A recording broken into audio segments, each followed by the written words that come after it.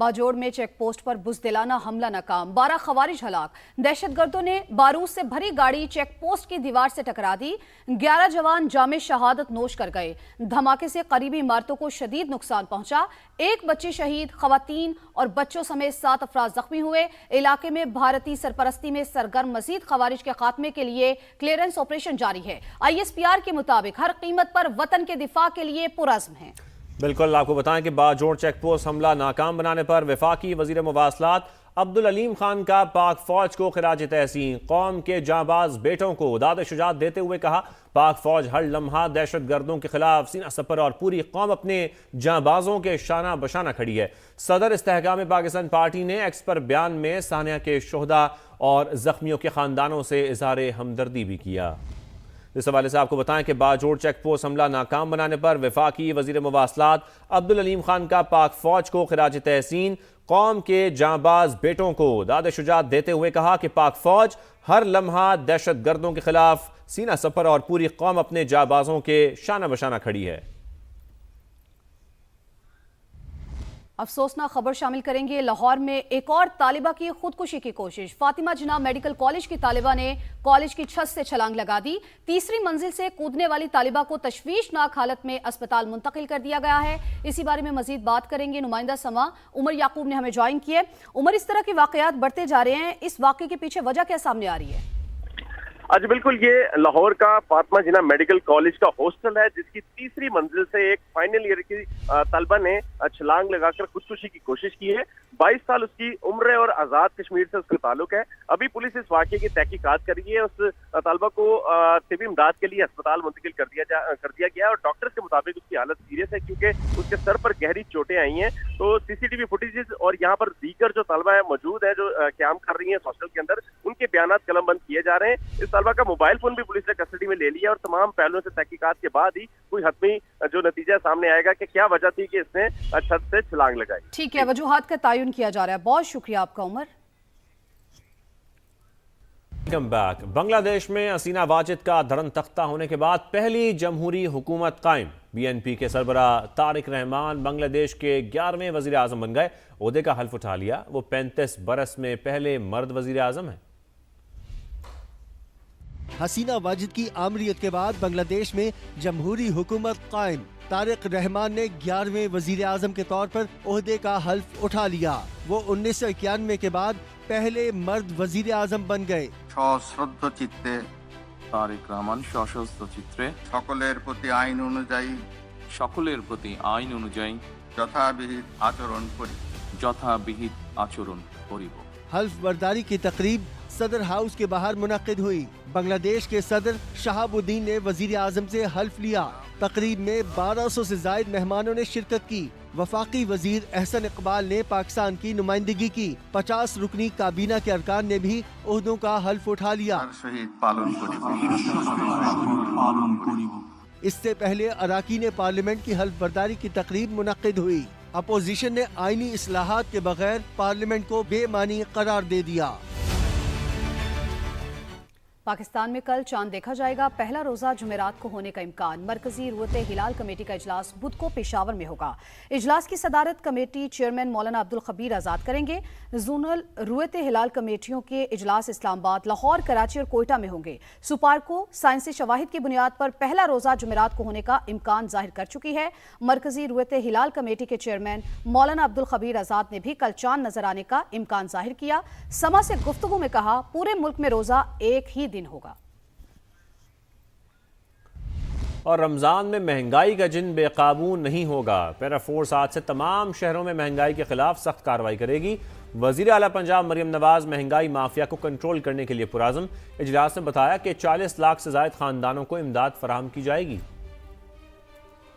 पाकिस्तान में जब रमजान आता है तो एसेंशियल कमोडिटीज की प्राइसेस बढ़ा दी जाती हैं। मेरा दिल ये है कि अगर लोग जो हैं उनको ज़रूरत है माली मुआवनत की, वो उनकी दहलीज पे पहुंचाया जाए बगैर कितारों में उनको खड़ा किए हुए। जो रमज़ान निगहबान कार्ड है वो हम इस दफ़ा तकरीबन 40 लाख से ज़ायद ख़ानदानों को देने जा रहे हैं। आप इसको आज जब इस्तेमाल करेंगे इस रमज़ान में राशन खरीदने के लिए, तो इसमें आपके लिए 10,000 रुपया है। ये कार्ड एक्टिवेटेड है और ये आपके घर पे आपको डिलीवर किया जा रहा है। मैंने हिदायत आईजी साहब को भी जारी कर दी है, डिस्ट्रिक्ट एडमिनिस्ट्रेशंस को भी जारी कर दी है, फूड डिपार्टमेंट को भी जारी कर दी है और प्राइस कंट्रोल को भी ये हिदायत जारी कर दी गई है कि जहां पर जो है वो महंगी चीजें फरोख्त की गई तो वहां पर सख्त क्रैकडाउन होगा। पैरा को मैंने ये हिदायतें जारी कर दी हैं।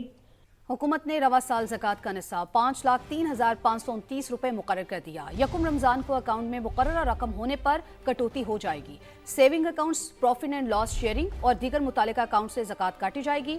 पहली रमजान को तमाम मालियाती इदारे अवामी लेन देन के लिए बंद रहेंगे। कि सऊदी अरब में रमजान और मुबारक का चांद नजर आ गया है। पहला रोजा कल होगा।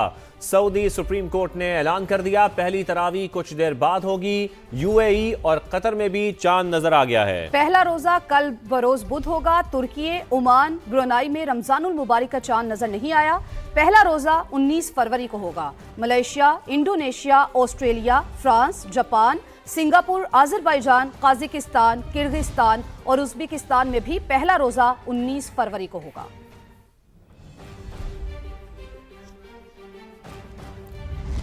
आगे बढ़े, आपको बताएं कि मोहसिन नकवी ने बानी पीटीआई के इलाज में ताखीर का जिम्मेदार अलीमा खान को करार दे दिया। कहा अलीमा खान सारे मामलात को वीटो कर देती हैं। बानी की आंख के मामले पर भरपूर सियासत खेली गई। वफाकी वजीर दाखिला ने कहा बैरिस्टर गौहर को बतौर चेयरमैन पीटीआई अडियाला मदऊ किया। 1 घंटा इंतजार के बाद उन्होंने माजरत कर ली। कुछ लोग बानी की सेहत से ज्यादा अपनी सियासत के लिए फिक्रमंद हैं।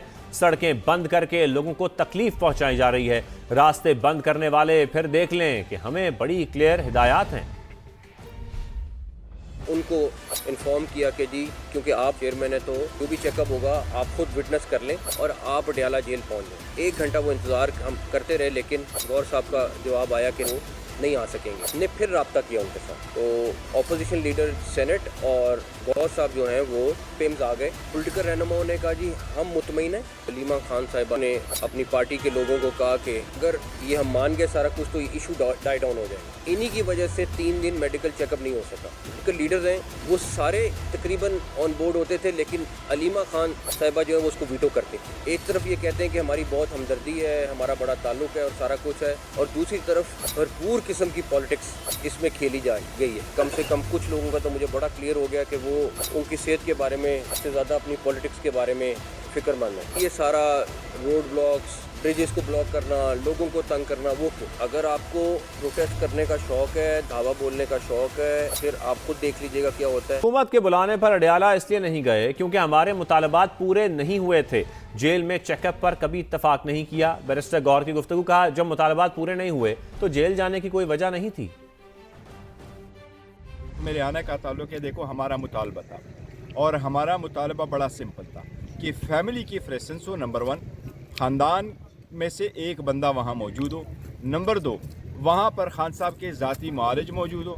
नंबर 3, खान साहब की हॉस्पिटल में ले जाया जाए।